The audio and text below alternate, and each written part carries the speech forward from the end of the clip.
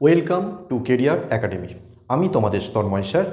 সবাই কেমন আছো? আশা করি সবাই ভালো আছো, সুস্থ আছো। তো আমি আবার আজকে একটা নতুন ক্লাস নিয়ে চলে এসেছি। সেটা আজকে আমি করবো math plus reasoning exam special class number 2, math plus reasoning. Previous ইয়ারে আসা মানে 2025-এ গ্র্যাজুয়েট এক্সাম হয়ে গেছে, এনটিপিএসের গ্র্যাজুয়েট এক্সাম হয়েছে। সেখানে এমন কিছু ম্যাথ এসছে, প্রত্যেকটা শিফটে অনেক সময় লেগে গেছে। সেই ম্যাথগুলো আমি নিয়ে এসেছি কী করে কনসেপচুয়ালি তোমরা সলভ করবে, কারণ যেহেতু আন্ডার গ্র্যাজুয়েট এক্সাম চলছে এবং তোমাদের সামনে আছে গ্রুপ ডি আছে, টেকনিশিয়ান আছে, এএলপি আছে, সমস্ত রেলের পরীক্ষা রয়েছে। তো সেক্ষেত্রে সেই ম্যাথ যদি আসে বা সেই ম্যাথ রিপিট হবেও, সেই ধরনের ম্যাথ আসবে। সেই ম্যাথ এলে খুব কম সময়ের মধ্যে কি করে তোমরা কনসেপচুয়ালি এক্স ছাড়া, কোনো বেশিরভাগটা ফর্মুলা ছাড়া কি করে সলভ করবে, সেটা আজকে আমি তোমাদের দেখাবো। ম্যাথ প্লাস রিজনিং, তোমরা ভিডিওটা কেউ স্কিপ করবে না, শেষ পর্যন্ত দেখবে, তাহলে পুরো কনসেপ্টটা বুঝতে পারবে। ওকে, যেটা তোমাদের এক্সামে দরকার, এক্সাম ওরিয়েন্টেড। আর এই কেরিয়ার একাডেমিতে যদি তোমরা অ্যাডমিশন নিতে চাও, তাহলে অবশ্যই ডেসক্রিপশনে দেওয়া নাম্বারে ফোন করবে। তোমাদের যদি কোনো কোয়ারিজ থাকে তাহলে তোমরা সেটা ক্লিয়ার করে নিও। ওকে, আর এই কেরিয়ার একাডেমির ঠিকানা রয়েছে খন্নান স্টেশনে নেবে জাস্ট হাঁটা 1 মিনিটের পথ। আমাদের প্রত্যেকটা আলাদা আলাদা ব্যাচ আছে, রেলের আলাদা ব্যাচ রয়েছে, ডাব্লিউপি কেপির আলাদা ব্যাচ রয়েছে এবং ওয়েস্ট বেঙ্গল এসএসসির যে গ্রুপ সি গ্রুপ ডি তার আলাদা ব্যাচ স্টার্ট হচ্ছে। ওকে, তো চলো আজকে ভিডিওটা শুরু করা যাক। তো প্রিয় স্টুডেন্ট, এই ম্যাথটা দেখে নাও। এটা এসছে এনটিপিসি CBT 1 2025-এ গ্র্যাজুয়েট এক্সামে। এ আর বি 3 দিনে একটি ঘর রং করতে পারে। এ একা 7 দিনে ঘরটি রং করতে পারে। বি একা এইরকম 4টি ঘর রং করতে কতদিন সময় নেবে? মানে এ আর বি দুজনে মিলে যদি একটা ঘর রং করে তাহলে 3 দিনে করছে। আর যদি কে বলেছে এ একা যদি করতো ওই ঘরটায় তাহলে 7 দিন নিত।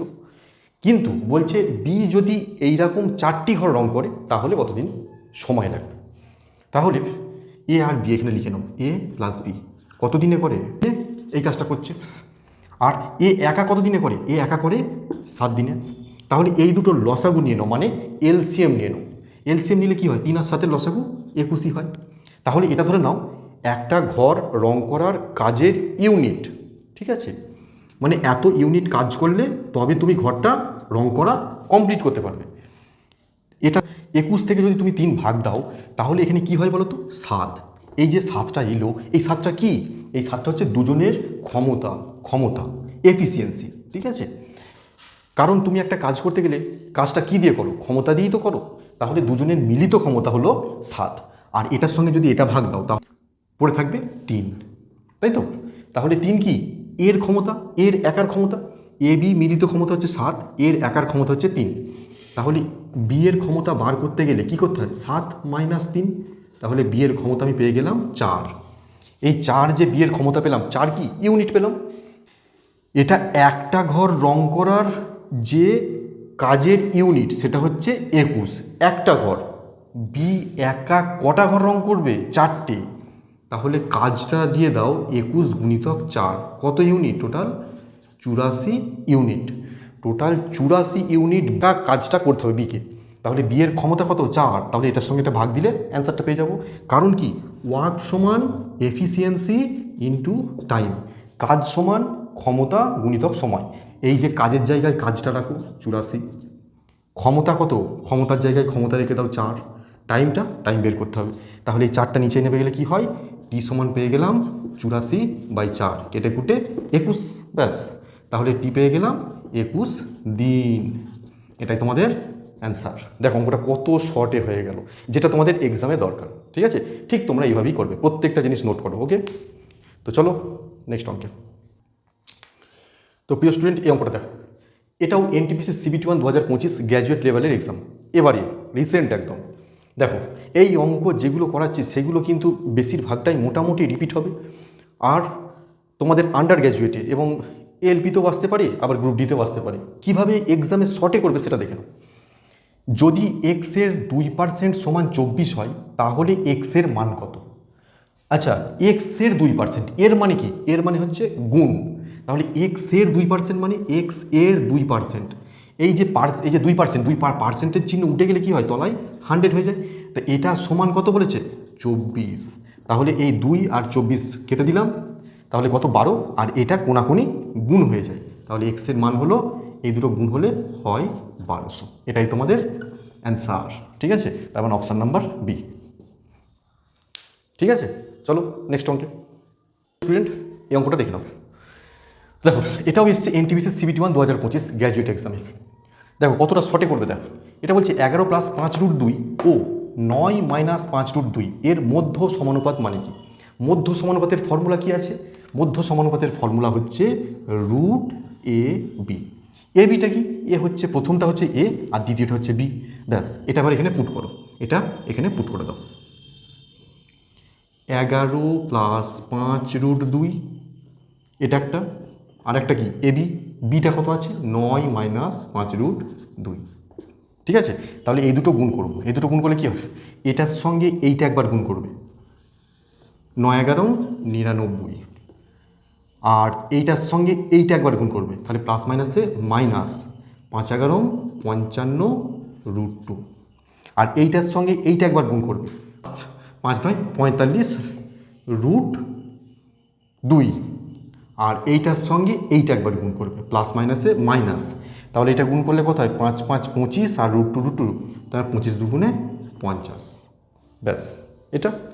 এইবার দেখো তাহলে এইটা আর এইটা কি হবে মাইনাস হবে, তাহলে মাইনাস হয়ে কত আসছে, মাইনাস হলে হবে 49, এটা হবে 49, আর এইটার এইটা প্লাস মাইনাসে মাইনাস, তাহলে মাইনাস হলে কি হবে 10√2। ঠিক আছে, তো এটাই তোমাদের অ্যান্সার, তার মানে 49 10√2 এটাই তোমাদের অ্যান্সার, অপশান নাম্বার এ। ঠিক এক্সামে তোমরা এরকম করবে, আর এই ধরনেরই এক্সামে কিন্তু বারবার রিপিট হবে এবং আসবেও, তো তোমরা জিনিসগুলো ভালো করে নোট করো। ঠিক আছে, এই চ্যানেলে যারা নতুন তারা অবশ্যই চ্যানেলটাকে সাবস্ক্রাইব করবে এবং পাশে থাকা বেল আইকন অবশ্যই প্রেস করবে। সমস্ত আমি একটা একটা করে ভিডিও নিয়ে আসব, এবং তোমাদের সামনে প্রচুর এক্সাম রয়েছে, এএলপি, টেকনিশিয়ান, গ্রুপ ডি সব আছে, যেগুলো পুরো আমি একদম সাবজেক্ট ওয়াইজ, একদম চ্যাপ্টার ওয়াইজ আমি তোমাদের পড়াবো। চলো নেক্সট অঙ্কে। তো প্রিয় স্টুডেন্ট এই রিজনিংটা দেখে নাও, এনটিপিসি সিবিটি 1 2025-এ দেখো বলছে এ ক্লাসে ওপর থেকে 28তম, মানে এ একটা ধরে নাও ছাত্র বা ছাত্রী, ক্লাসে ওপর থেকে 28তম এবং নিচু তার অবস্থান হচ্ছে 13তম। ঠিক আছে, ক্লাসে কতজন শিক্ষার্থী আছে, তাহলে ধরে নাও এ এখানে আছে কত, ওপর থেকে 28তম, ওপর থেকে এটা, ঠিক আছে, ওপর থেকে 28তম, আর এ আছে আবার নিচু থেকে 13তম। ঠিক আছে, তাহলে ক্লাসে মোট কতজন আছে, দুটোকে যোগ করে দেবে, 28 + 13 কত হয়, 28 + 13 কত, 28 আর 10 38 আর 3 41, কিন্তু এক অবশ্যই মাইনাস করবে, কারণ এই যে আছে তাকে দুবার কাউন্ট করা হয়েছে, তাকে তো আমরা দুবার ধরে নিয়েছি, তাহলে এখান থেকে একবার বাদ দেবে, মানে 41 থেকে এক বাদ দিলে কত হয় 40 জন। এই 40 জন হচ্ছে তোমাদের অ্যান্সার। ঠিক আছে, অনেকে এটা কিন্তু 41 মেরে দেয়, যেটা কিন্তু অপশানেও রয়েছে, এটার অ্যান্সার হবে 40। ঠিক তোমরা এইরকম করবে। ওকে প্রিয় স্টুডেন্ট, এই ব্লাড রিলেশনটা দেখে নাও, এটা এনটিপিসি সিবিটি 1 গ্র্যাজুয়েট লেভেলে 2025-এ এবারই এসেছে। ঠিক আছে, তো কী করে শর্টে করবে তোমরা দেখে নাও। ওকে দেখো বলছে এফ হলো জি এর বোন, জি হলো এইচ এর স্বামী, এইচ হলো আই এর কন্যা, আই হলো জে এর স্ত্রী, তাহলে এফ এর সাথে জে এর সম্পর্ক কী? ঠিক দুটো করে এই কোশ্চেন আসছে, সব এক্সামই এইরকম দুটো কোশ্চেন থাকবে। ওকে দেখে নাও, এফ হলো জি এর বোন, এফ হলো কার বোন, জি এর বোন, ঠিক বোনটাকে তলায় নেবে, এফ হলো জি এর বোন, এটা তাহলে সিস্টার, এস দিয়ে ডিনোট করো, এফ হলো জি এর বোন। এবার বলছে জি হলো এইচ এর স্বামী, জি হলো এইচ এর স্বামী, এইচ এর স্বামী, তার মানে এ হচ্ছে হাজব্যান্ড, তাহলে এ নিশ্চয়ই ওয়াইফ, তাই তো। এবার দেখো এইচ হলো আয়ের কন্যা, এইচ হলো আয়ের কন্যা, তাহলে এটাকে এখানে নিয়ে নাও, আয়ের কন্যা মানে হচ্ছে ডটার, ডটার। এবার বলছে আই হলো জের স্ত্রী, তার মানে জের স্ত্রী মানে ওয়াইফ, তাহলে এটা নিশ্চয়ই হাজব্যান্ড। ঠিক আছে, বলছি এফের সাথে জের সম্পর্ক কী, মানে এর সঙ্গে এর সম্পর্ক কী।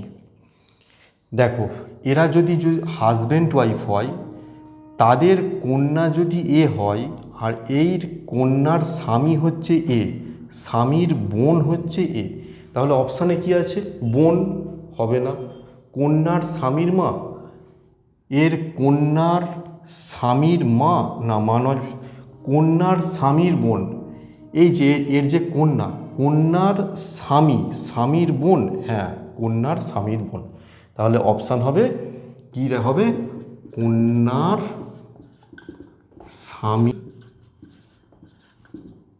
বোন। ঠিক আছে, এটাই তোমাদের অ্যান্সার। ঠিক আছে, তাহলে অপশান নাম্বার সি। ঠিক এইরমভাবে করে করে করে ছোট করে যে কোনো জিনিস এইরম লিখে নেবে, যে সম্পর্কগুলো কি কি ছোট ছোট করে লিখতে লিখতে যাবে। আর তো চলো, ক্লাস আজকে এই পর্যন্তই। আমি এইবার এই আন্ডার গ্র্যাজুয়েট এক্সাম শেষ হওয়ার সঙ্গে সঙ্গেই আমি প্রতিটা ইন্ডিভিজুয়ালি চ্যাপ্টার ওয়াইজ আমি কিন্তু ক্লাস আনবো, সমস্ত অঙ্ক, reasoning, science, GK, current affairs সবের। ঠিক আছে, একদম চ্যাপ্টার ওয়াইজ কিন্তু এখানে আমি ক্লাস করাবো। এই চ্যানেলে যারা নতুন তারা অবশ্যই চ্যানেলটাকে সাবস্ক্রাইব করবে। আর খুব ভালো ভালো কনসেপ্ট পেতে, এক্স ছাড়া, বেশিরভাগ ফর্মুলা ছাড়া কনসেপ্ট পেতে অবশ্যই চ্যানেলটাকে সাবস্ক্রাইব করবে, পাশে থাকা বেল আইকন অবশ্যই প্রেস করবে। আর ক্লাস কেমন লাগছে অবশ্যই কমেন্টে জানাও। ঠিক আছে, আর এই কেরিয়ার একাডেমিতে অ্যাডমিশন নিতে তোমরা ডেসক্রিপশানে দেওয়া নাম্বারে যোগাযোগ করো। এর একাডেমির ঠিকানা রয়েছে জাস্ট খন্নান স্টেশনে নেবে হাঁটা পথ 1 মিনিটের। ওকে, তো চলো সবাই ভালো থেকো, আজকের ক্লাসটা এই পর্যন্তই। ওকে, বাই বাই।